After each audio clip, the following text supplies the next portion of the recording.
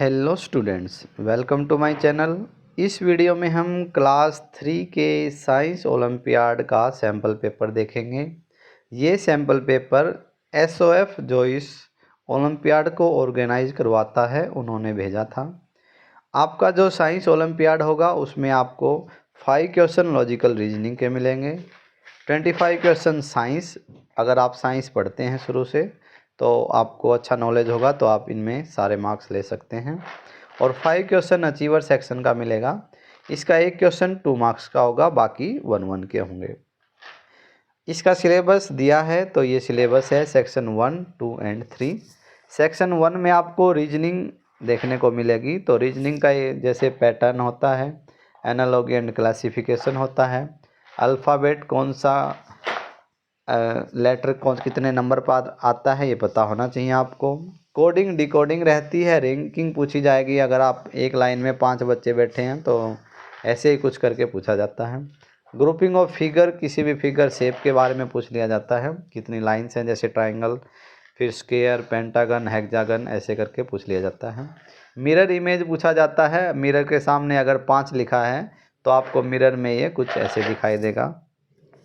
तो इन सब के बारे में पूछा जाता है। उसके बाद जैसे साइंस में देखेंगे तो प्लांट्स और animals, birds, food, housing, clothing, transport, communication, human body, earth, universe, matter, material, light, इन सब के बारे में पूछा जाता है। तो चलिए देखते हैं ये सैम्पल पेपर में कैसे क्वेश्चन आपको देखने को मिलेंगे जो आपके ओलंपियाड से भी मैच कर सकते हैं। तो पहला पोर्शन होता है इसका लॉजिकल रीजनिंग, आपके 10 क्वेश्चन मिलेंगे।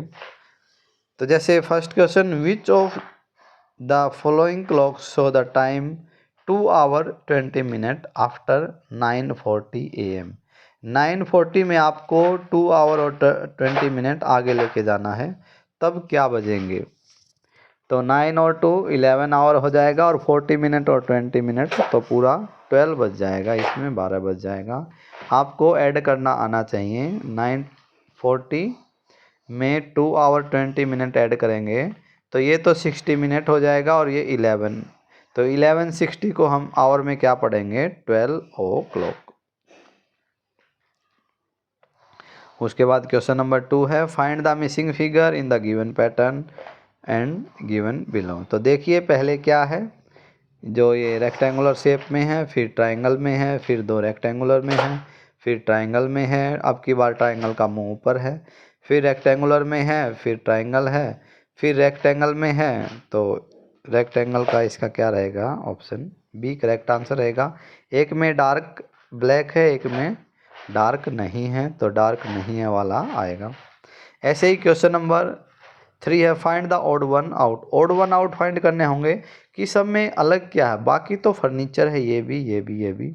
ये फर्नीचर नहीं है, ये तो खेलने के लिए है, बास्केटबॉल। तो करेक्ट आंसर इसका ये हो जाएगा। इसके बाद क्वेश्चन नंबर 4 हम देखते हैं।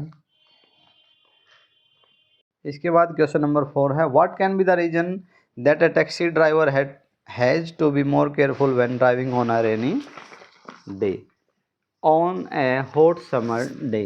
तो टैक्सी ड्राइवर को अलर्ट रहना पड़ता है, तो क्या रीज़न हो सकता है उसका? क्योंकि जो फ्रिक्शनल फोर्स है, गाड़ी की जो पकड़ होती है रोड पे, वो कम हो जाती है रेनी डे में। अगर ब्रेक लगाएंगे तो थोड़ा आगे में जाके वो ब्रेक लगता है। तो थोड़ा सा क्लास 3 के लिए हार्ड क्वेश्चन रहेगा, बट पता होना चाहिए कि फोर्स, ग्रेविटेशनल फोर्स क्या होता है। ऊपर से कोई चीज़ नीचे गिरती है तो उसको ग्रेविटेशनल फोर्स बोला जाता है, कितनी ज़ोर से गिरेगी। फ्रिक्शन क्या होता है? ये 2 चीज़ों के बीच में होता है, जैसे रोड और टायर के बीच में फ्रिक्शन होता है। अगर आप फ्लोर पे कोई मार्बल बॉल फेंकेंगे तो उसमें कम फ्रिक्शन होता है। कोई चीज़ जल्दी रुक जाएगी तो वो ज़्यादा फ्रिक्शन होगा, और जल्दी से नहीं रुकेगी तो कम फ्रिक्शन होगा। ऐसे ही question number 5, water droplet that are too heavy to float make. तो उसको क्या बोलते हैं? वाटर ड्रॉपलेट को, उसको हम बोलेंगे रेन।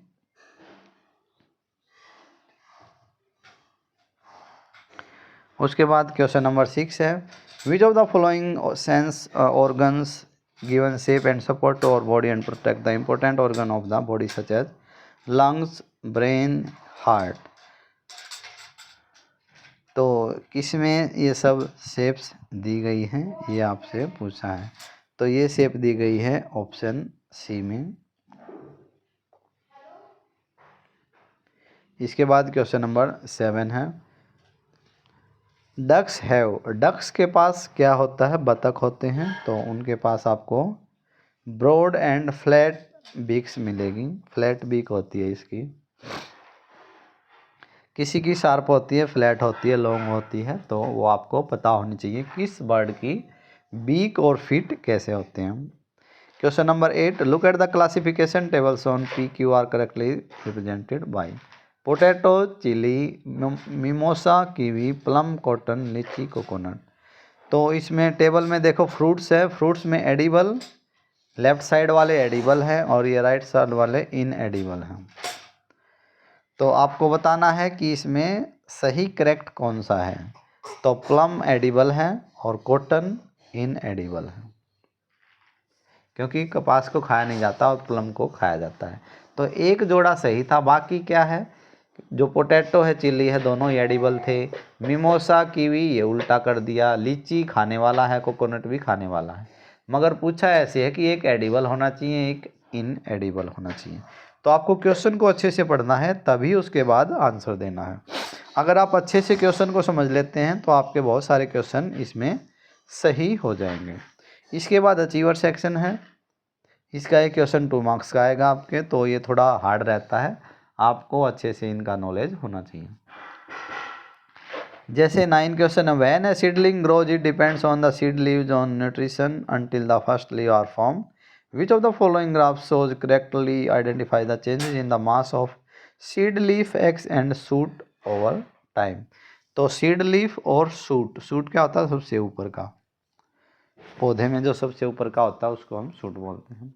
तो ये ग्राफ दिया गया है, तो क्लास 3 का बच्चा ग्राफ अगर बना लेता है, पढ़ लेता है तो बहुत अच्छी बात है। थोड़ा सा ग्राफ के बारे में पता होना चाहिए। तो इसमें हम देखेंगे जैसे टाइम डे बाय डे जो होगा वो शूट क्या है, जल्दी जल्दी ग्रोथ उसकी कम होती जाएगी।